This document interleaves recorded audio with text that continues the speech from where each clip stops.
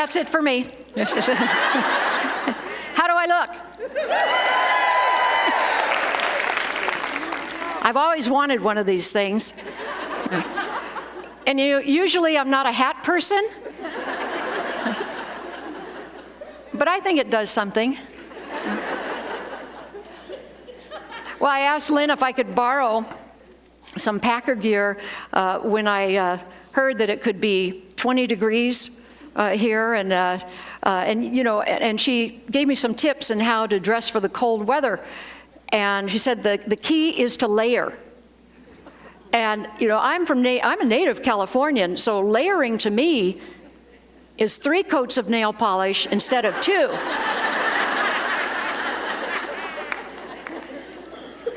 So when I got off the plane, I was happy that I did follow her advice. I was wearing both T-shirts that I brought. But I found that I did need some extra layers, so I appreciated that I could borrow this for a few minutes, and just for a few minutes, because I'm hot flashing. I can't wait to peel it off. And do you think I'll have any trouble getting through security with this at the airport? You've heard about the new nude body scanning machines at the airport? Well, I was a little bit nervous about that. My trip here took me to 3 airports and 2 airplanes. And I had heard that the security agents were targeting women who were traveling alone. So when I approached the station and the security agent went like this to me, I thought, this is it. I wish I'd have done more sit-ups,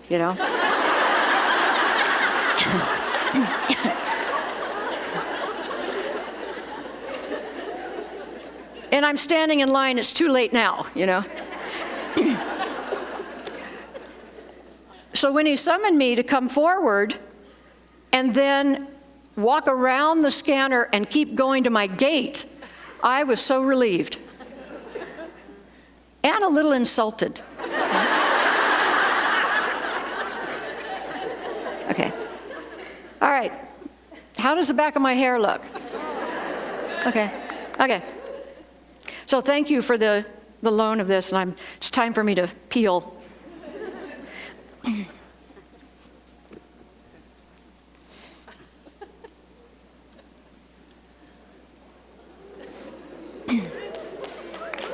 Yeah, I usually do it to music, right? But that's just at home for my husband. Well, I was surprised when I saw the program this morning and it said Crazy Love, and I told Lynn, I said, hey, Lynn, this says Crazy Love. And she said, yes, that's our theme. And I said, I thought I was here to talk about tithing. But I think I can still make it work. Well, I want to ask you a question. If you saw a stranger standing on the street with a free hug sign, would you run over and get your free hug? Some of you would. Yeah, some of you are jumping up. Don't come up here. I'll hug you later, but not right now. But other people wouldn't do that. They would cross the street to avoid it. And I had an opportunity to be faced with that choice on a recent trip to New York. My teenager and I were walking around Times Square, and we spotted the free hug people at the distance, and I told him, I said, I want to go get my free hug. So I went over there and I did that, and while the young lady was hugging me, she said, now you have to hold the sign until someone comes and hugs you.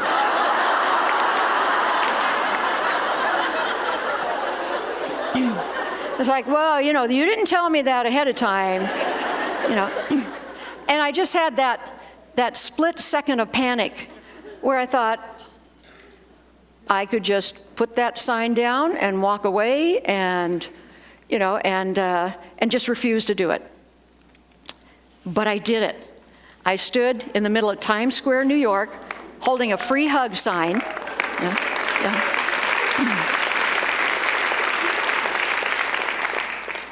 And I was just hoping and praying that it wouldn't take long before God would send somebody to hug me. And I was hoping it would be a female and not some guy, that would come over. And just about that time, I heard a scream, and I saw this big lady, big tall woman come running towards me with her arms stretched out, but I didn't know to which hugger she was going. And I was thinking it was a little bit, standing there waiting for the hugger to come, was a little bit like waiting to be picked for the basketball team in junior high PE. Yeah.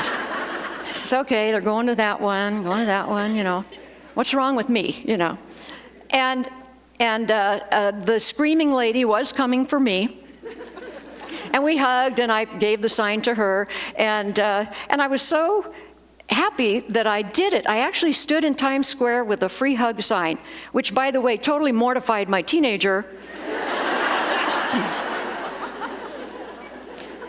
who stayed back up on the curb and just pretended, and he took this picture, and pretended like he didn't know me, I had to chase him down a couple blocks to get the camera.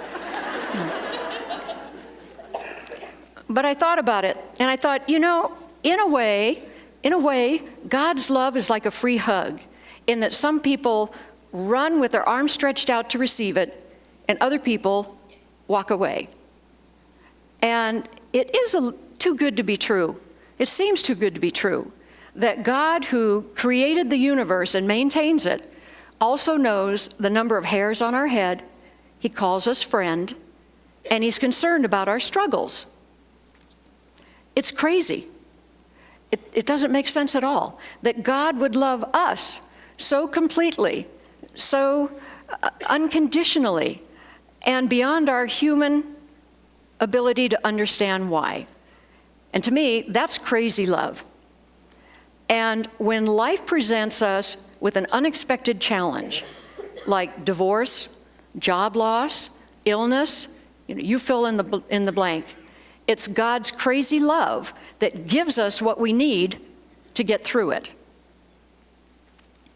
For example, I didn't expect to be that one woman out of 3 to get cancer. In fact, I was doing everything I could to not get cancer. I started by subscribing to Prevention Magazine. And I faithfully followed their cancer prevention tips. I ate blueberries. I took anti-cancer supplements. I started exercising, including weightlifting. I did so good, in fact, that I even considered working toward a bodybuilding competition.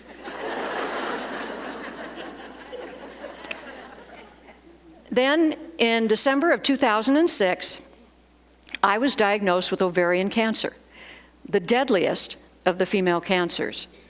Well, as you can imagine, I was stunned and devastated in the same moment. And needless to say, I canceled my subscription to Prevention Magazine.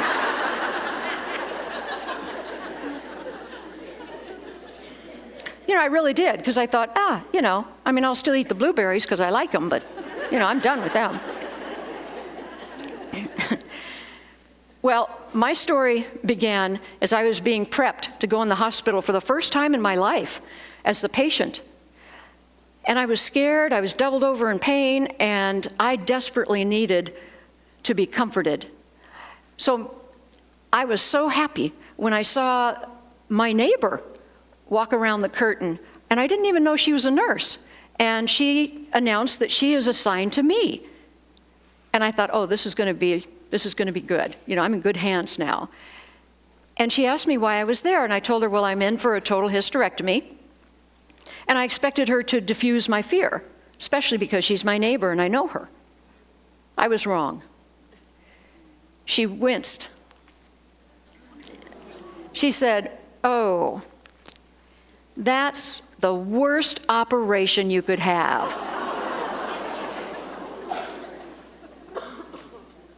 Well, at first I thought she was kidding, to cheer me up. A little hospital humor, And then she kept it up. That's really bad. Really bad. Well, now I'm panicking. And I told her, look, knock it off. I'm very upset. I need to only hear positive thoughts, and and calm down. And then guess what she did? She sucked in more air through her teeth. Painful, painful. And she did that as she wheeled my gurney into the operating room. Well, by that time, the happy juice was kicking in. I requested the 60s version.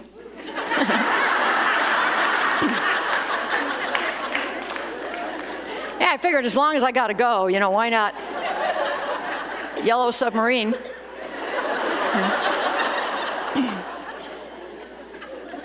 And so as I'm slipping into unconsciousness, I just hoped and prayed that she had exaggerated. She didn't. It was worse. I woke up more than 2 days later, and I was in excruciating pain. I was on fire, and I was told that I knew that they had cut me from the pelvic bone all the way up between my ribs, and I had over 80 staples, so I couldn't move or anything. And I was told that they found cancer, which had spread. And, I was just in great pain. The only good thing about my week-long stay in the hospital was my other nurse, who was a former military man, who was professional, efficient, charming, and good-looking. Well, I wasn't dead, I just had this little cut, And I was a little bit embarrassed. I'm a modest person. You go in the hospital and there's no modesty allowed. And I was a little embarrassed that when he had to check out my incision before releasing me from the hospital. But I thought, he has so many patients, he'll never remember me. And besides, I'll never see this guy again. So I just kind of, braved it. A couple months later, I was taking some cookies to welcome a new family on the block.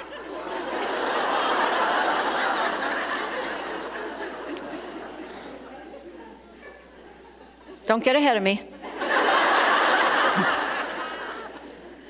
And boy, was I surprised when my cute professional nurse opened the door and greeted me. And yes, he remembered me with a big smile. Well, I met his family. I gave him the cookies, and I couldn't get out of there fast enough. And all the way down to the end of the block to my house, all I could think about, man, now there are 2 people on my block who've seen me naked.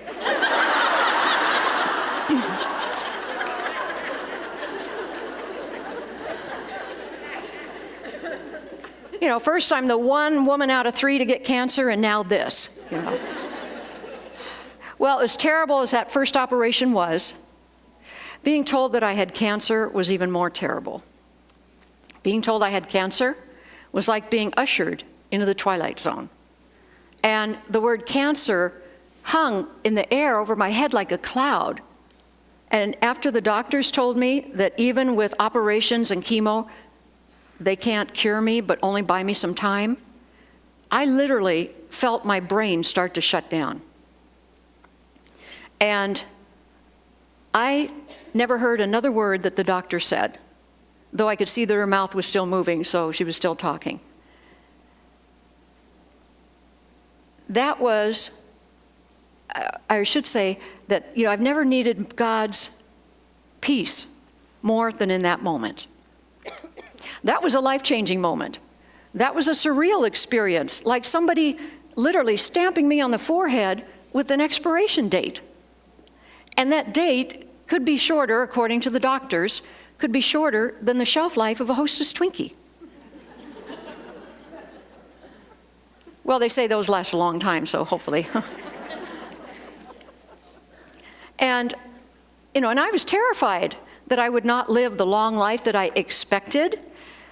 Our boy is only in high school. And of course I want to see him grow up and established. And besides, I have to be around to pick out his wife.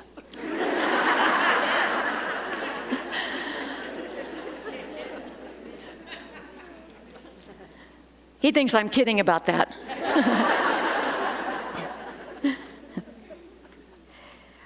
my treatment included 7 months of chemotherapy, and it also included the operations and watching funny movies every night, prayer, church support, and a key point was avoiding negative people. I didn't walk away from negative people. I ran. And even if they were blood related, just didn't have contact with them, and to hear that negativity.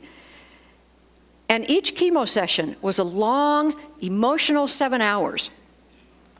And that was enough time to get attached to this IV pole. So I bought it.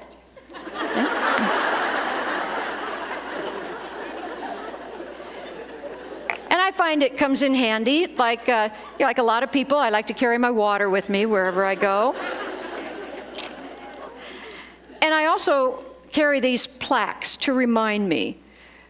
I've learned that the Lord didn't do it all in one day, and neither can I. And on the other side, never, never, never give up.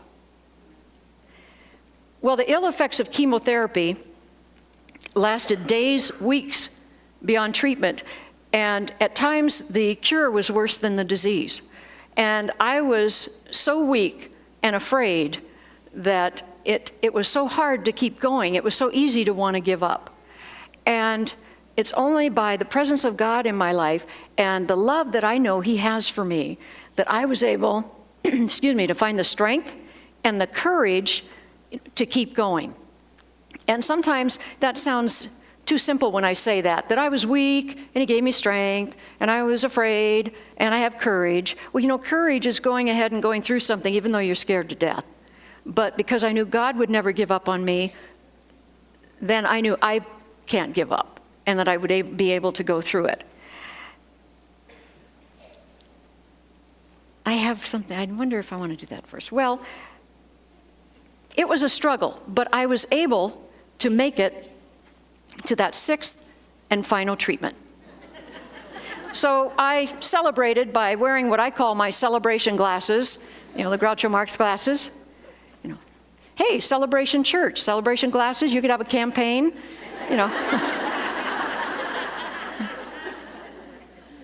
Give them out at the door, like when you go to a 3D movie, something like that.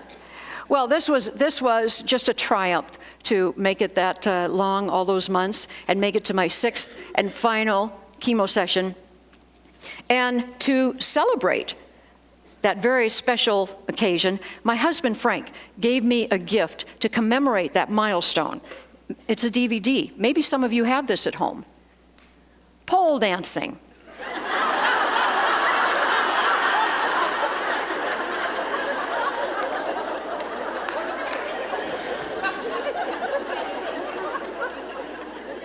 I don't know, maybe you saw it in one of those Laugh Your Way videos.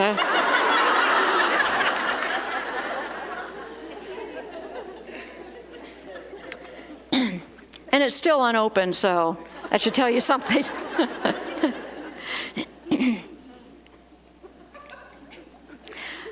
There are so many things that I still wanted to do in life, that I need to do in life, and some things that I just kind of wanted to do. Like, for example, I was thinking about getting a little tattoo. And I want to live long enough to regret having gotten a tattoo.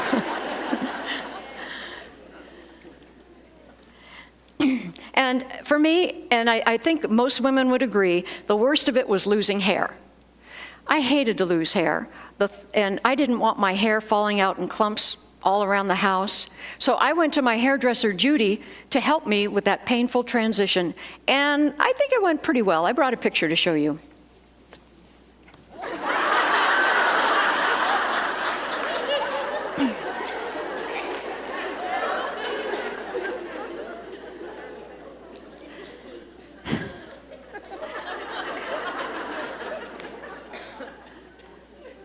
I just said, take a little bit off the sides.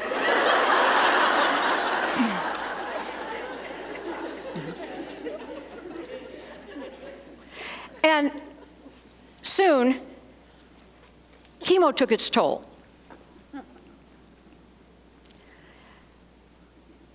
And to look in the mirror and to see a bald woman staring back was a shock and a reminder of the gravity of my illness, and very, very upsetting. And nobody told me that I would also lose my eyebrows and eyelashes. So when my eyebrows and eyelashes fell out,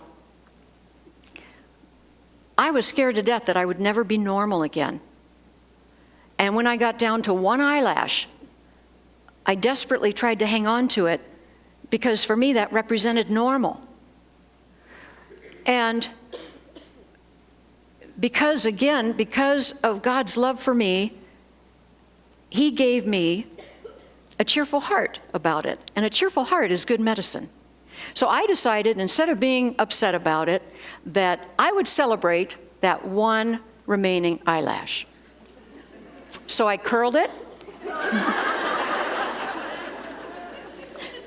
And I put mascara on it.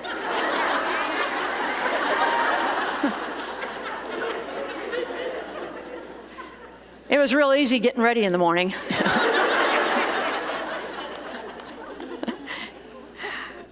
Well, I didn't ask for this.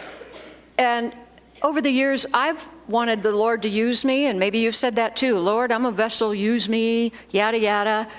Well, this is not what I had in mind. I had something less painful, less frightening in mind, like, let's say, like a muffin ministry.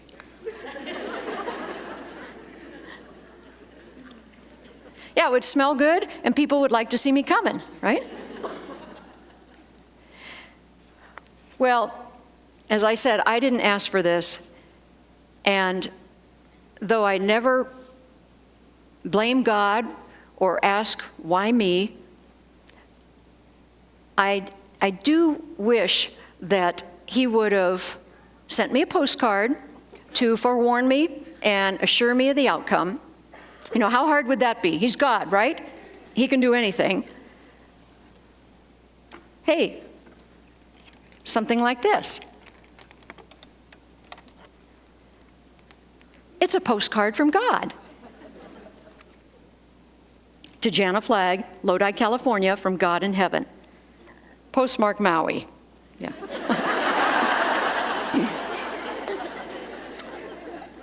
My dear, wonderful, precious, favorite daughter, Jana. Wait, I got to read that again. My dear, wonderful, precious daughter, Jana. Well, when you get a postcard from God, it can say whatever you want on it, right?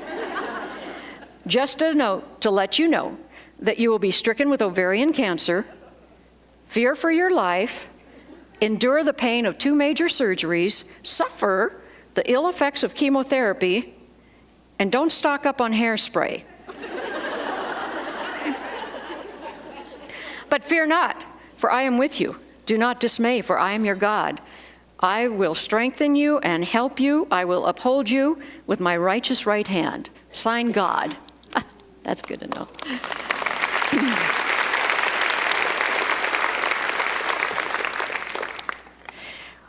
Well, you might think I'm crazy when I tell you that God did send that postcard to me. And I think you'd be half right. It is crazy. But I think it's God's crazy love that He would forewarn me and tell me of his reassurance for this crisis that I faced. He was that small voice inside of me that kept saying, they haven't found it yet. Go back to the doctor, they haven't found it yet. And I was misdiagnosed by 3 doctors, and I went back for 3 or 4 months, and towards the end, I was just jumping over the counter and without an appointment and saying, you're seeing me right now because you haven't found it.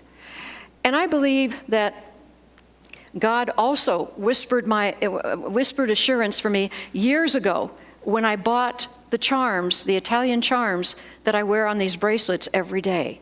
Because I heard His voice say, you'll need these reminders someday. Jesus the healer, trust, hope, and some scripture charms. No weapon formed against you shall prosper. This illness shall leave and not come back again.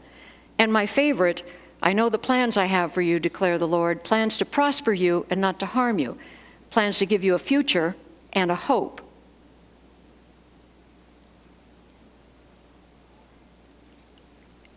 And like I said, I didn't plan on this, and my life was going pretty good. I thought that life was kind of like a Christmas stocking filled with wonderful gifts. And then cancer came. And it was like somebody put a big 4-ton elephant in my stocking. What do I do with this? Well, God also gave me, I believe, a sense of urgency to decorate early for Christmas, which I had never done. And with the haunting thought, you are going to be in the hospital at Christmas time. I thought, well, that's ridiculous. I've never been the patient. Remember, I'm the health nut. I'm never going to get cancer. Well, by December, I was in the hospital. And my house was totally decorated by the end of October, complete with wrapped presents under the tree. And after my operation in early December, I spent a month in a rented hospital bed at home, surrounded by some of my favorite Christmas decorations. And that was the Christmas that I'll never forget. Not just because I spent a month in the bed, but because of how God walked me through that crisis with the support of family and friends, with the support of other believers. And sometimes God's crazy love comes in the form of a simple gift from a friend or a bowl of spaghetti. And I brought some samples to show you.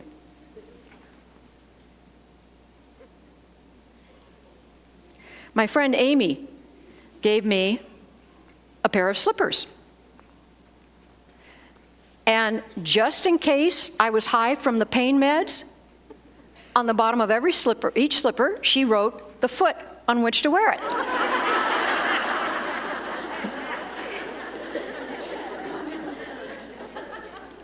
Now, I don't think she had to go that far. She could have just put it on one, and I would have got. I figured out, And it's like, okay, what do I do with the other one? Right?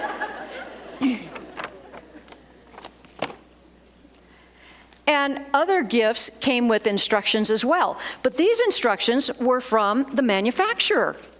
For example, this Black & Decker food processor. Maybe some of you have a machine like this at home. And it says right here on the important warnings, it says, do not operate this appliance in the presence of explosives.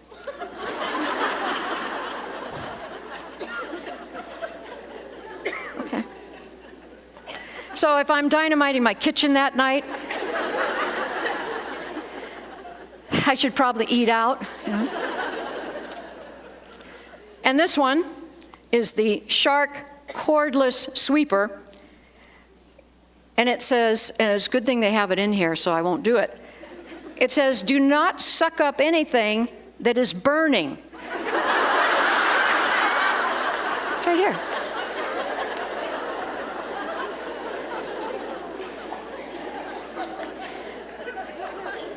And on this long list of warnings, that's only number 12. All right, so I won't do that. And, one of my favorites. I didn't bring the book. Instead, I brought the device. This is, you might have this is a nose hair trimmer. And the instructions that came with this are trifold. The first one is, avoid looking directly into the light.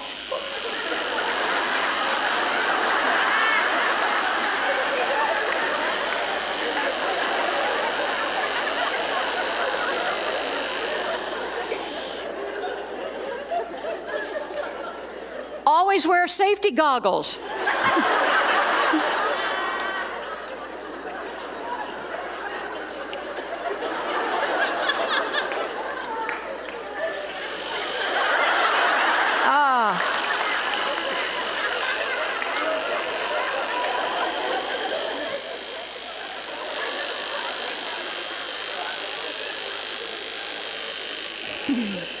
Well, this makes all the difference in the world.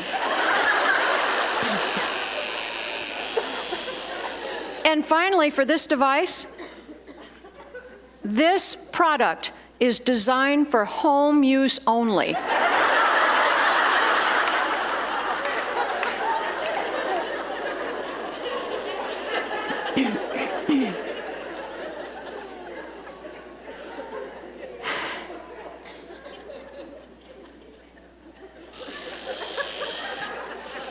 So now, in Wisconsin, there are two things you can't do in your car: text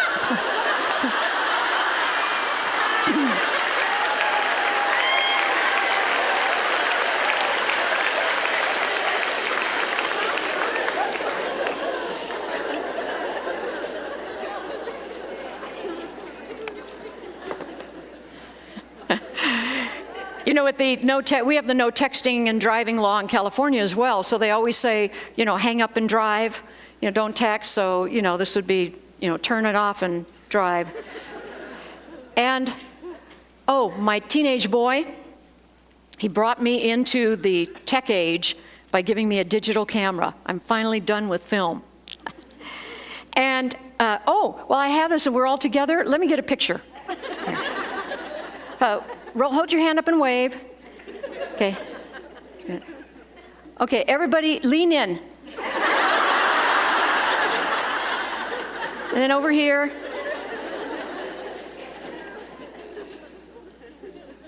Don't blink.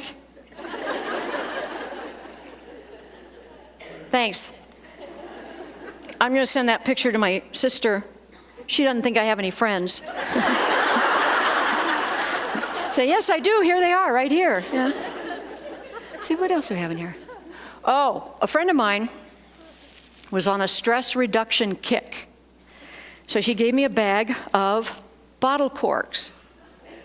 And along with an article which quoted Dr. Oz, who said that we can reduce stress by simply holding a bottle cork between our teeth.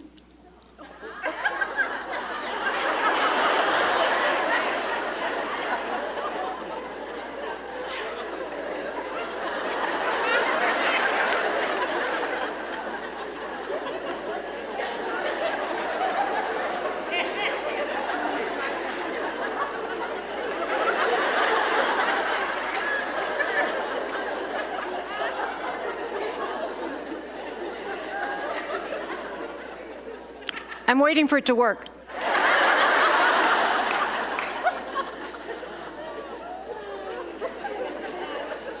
I brought extras. That's true. I didn't make that up. Dr. Oz did that. Let's see, what else? And my friend Carol, instead of giving me a bell to ring when I was in that bed for a month, instead of giving me a bell to ring to summon help, and she's a nurse, so she knows what to do. She sent this mini bullhorn. And just in case my family couldn't hear me upstairs, can you hear me now? Help. If they pretend that they didn't hear it, then all I do is just push this little button.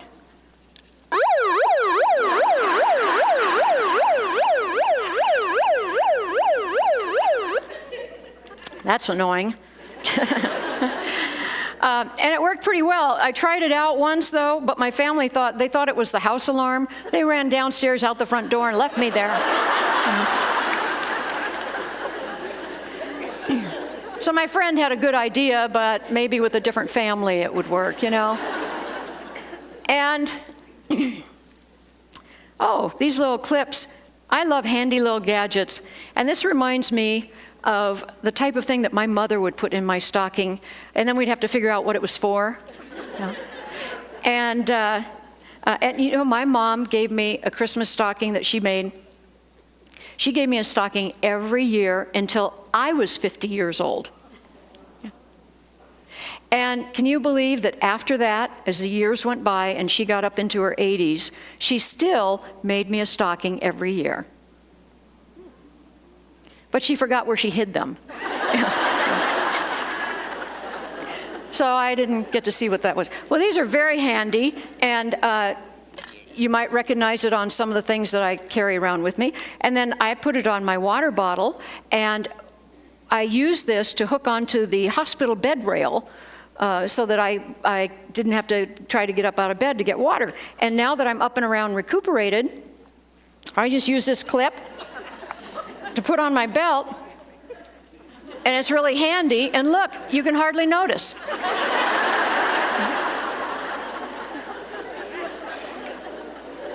Yeah. I just love those little gadgets. They really work. And my husband gave me a gift that was unwrapped. And I said, well, I know that this is an unusual Christmas for us, with me in the hospital bed in the middle of the family room, but why didn't you bother to wrap my gift? And he said, well, it's biblical. I said, what do you mean it's biblical? He said, well, the wise men brought unwrapped gifts to Jesus. I said, how do you know that? And he said, well, because if they had brought wrapped gifts, it would say in the Bible, after Mary opened the gifts to their son Jesus, she told Joseph, saveth the paper. Yeah. That's an old joke, but I like it. And we'll use it next year.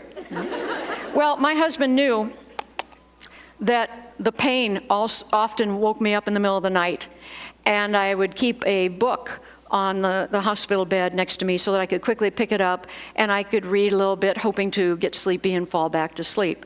And so he gave me a very practical and very useful gift, which I will demonstrate to you.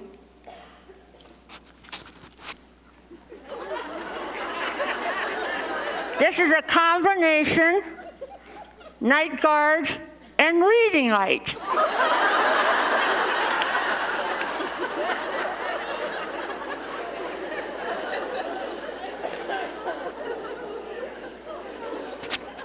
He's a very practical guy.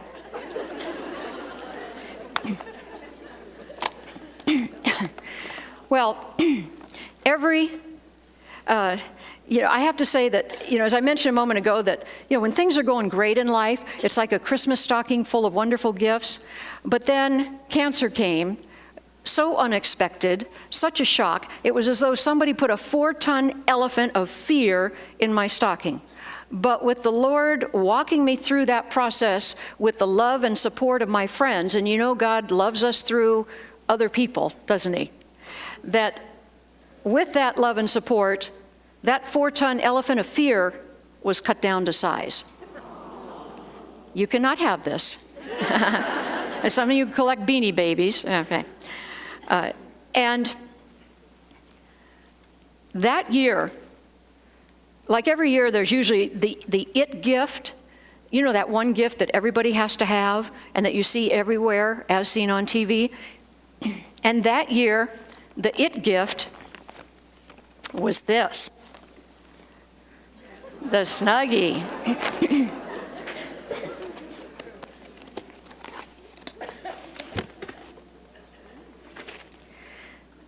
Now, I confess, I used to make fun of people who would buy these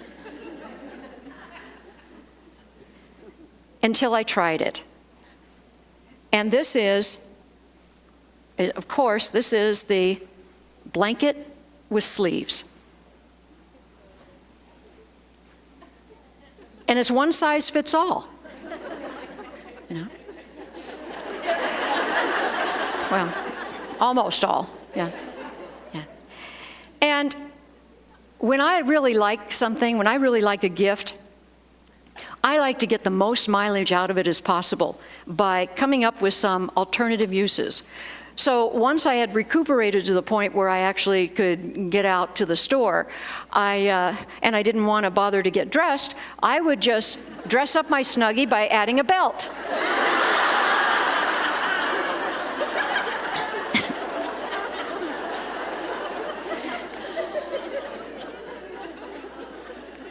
And no one knew that I was wearing my blanket.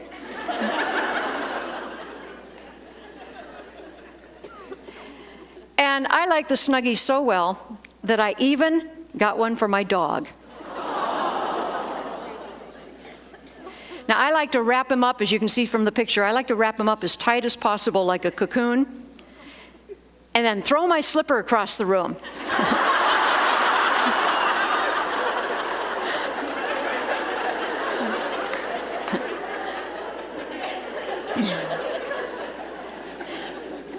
Yeah, you should have seen him,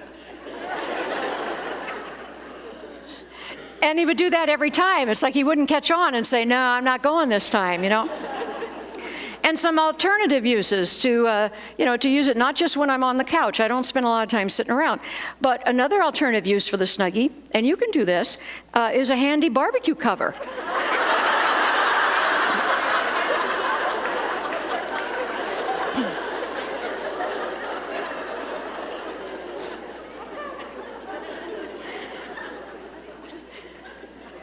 The whole time I was taking this photograph, I was thinking, wouldn't this be the time for my neighbor to peek over the fence? What are you doing? Oh, nothing, I'm working, and a handy car cover. Well, the Snuggie was fun, but the best gift is the gift that keeps on giving. And I asked for it, and I received it when I was 24. And that's God's gift of his son, Jesus Christ, who was crucified, died for my sins, was resurrected, and lives today in my heart as Savior and Lord. And he comes with an extended warranty for eternity. And Jesus is the one gift that truly is one size fits all. And to receive that gift, how cool is this? All we have to do is just ask for it, open our hearts, and receive it. Speaking of receiving, just a little aside about my mom, that she always had a positive response when she received a gift. And we could always count on that. So part of the family joke was we'd give her something we knew she hated because she'd always give us this phony response. She thought she had everybody fooled. But she would slightly tilt her head and raise an eyebrow and say, ooh.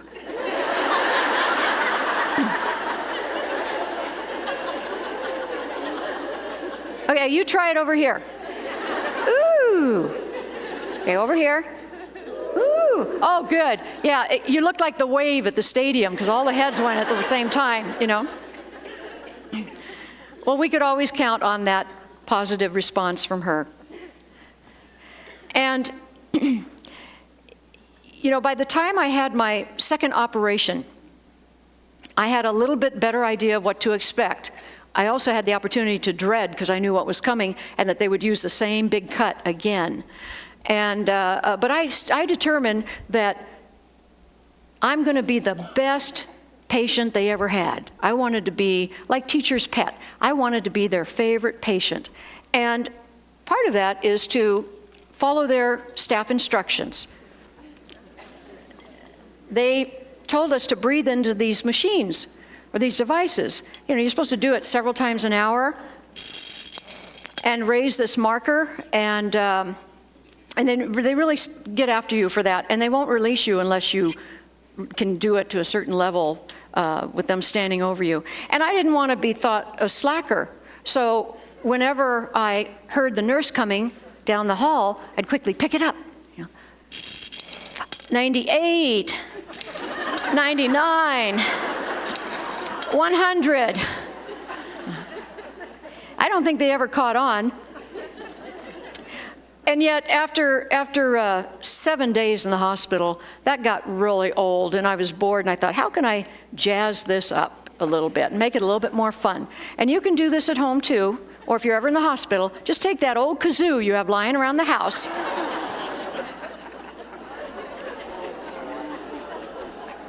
And with a simple adjustment,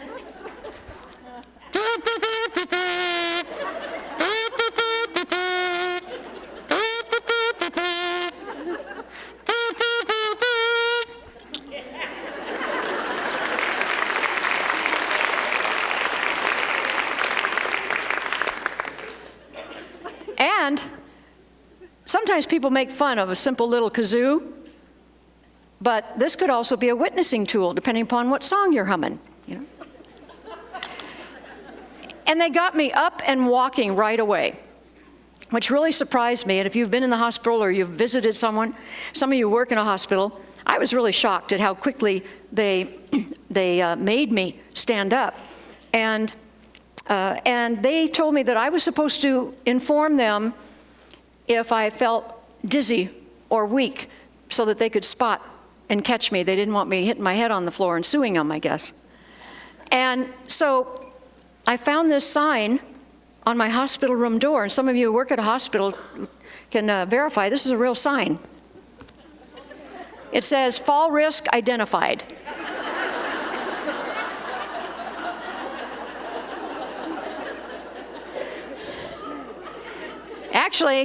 Actually, I got this sign. It is a real sign. I took it off the door because I thought, well, if I'm walking down the hall, the sign doesn't do any good back on the door.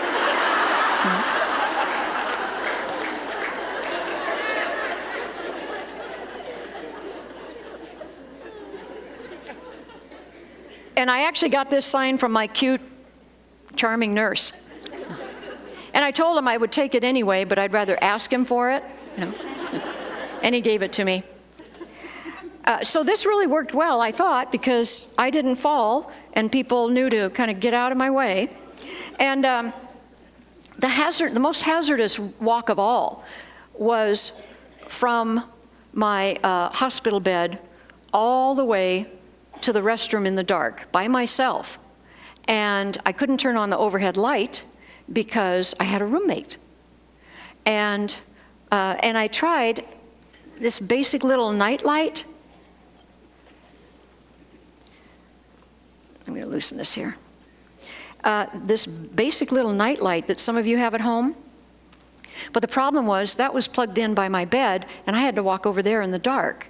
So that didn't work very well. I had to have my hands free. So then I tried this lantern type light that I could take with me. But the problem was that I was so weak, I needed to hold on with both hands. So this doesn't work. And that wouldn't work because that'd be painful, and that didn't work. So finally, I came up with a solution that lighted my path and yet allowed me to safely walk to the restroom by myself. And I'll show you what that was.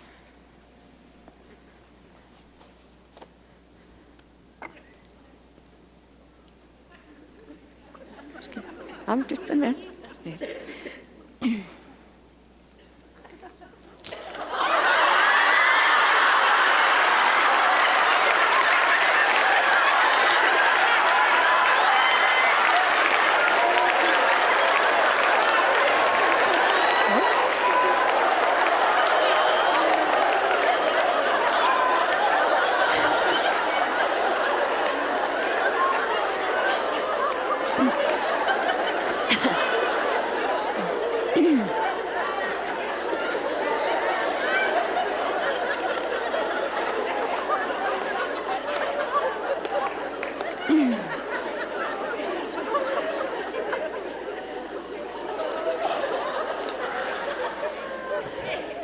Oh, you've seen these before. And with that big cut and all those staples, I was bent over, so the lights were pointing the right way.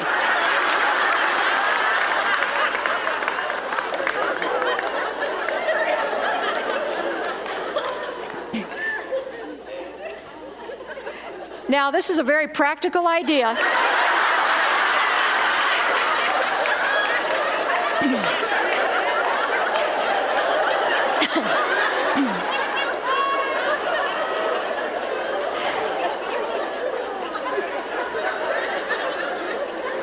And I have something very important to say. I actually forgot to say it earlier, and I don't want to be remiss, that no matter what we go through in life, our God is a God of hope, and He walks with us through that crisis because He's crazy about us.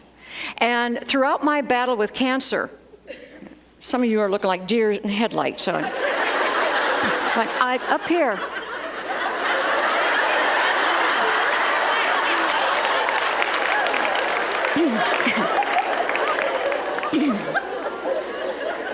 Throughout my battle with cancer, because I felt God's love for me, I was able to have the strength and the courage to keep going in that fight.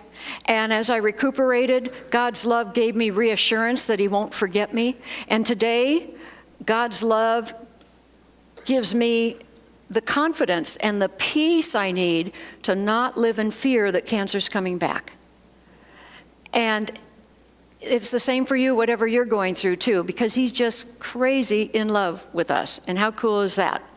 Well, I wanted to tell you that no matter what happens in life, those unexpected surprises that we didn't ask for, whether it's divorce or job loss or illness like I went through, it's God's crazy love that gives us what we need to be able to go through it.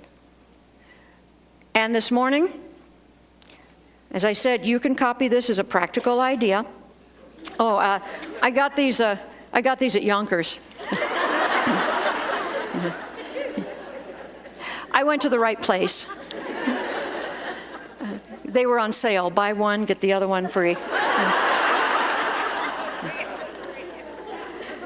Yeah. And if you're a full-figure gal, I know what you're thinking, but I got you covered.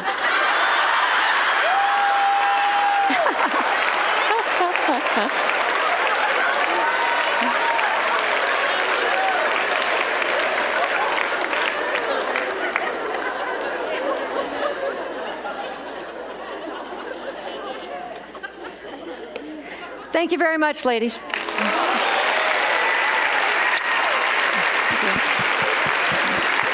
Thank you.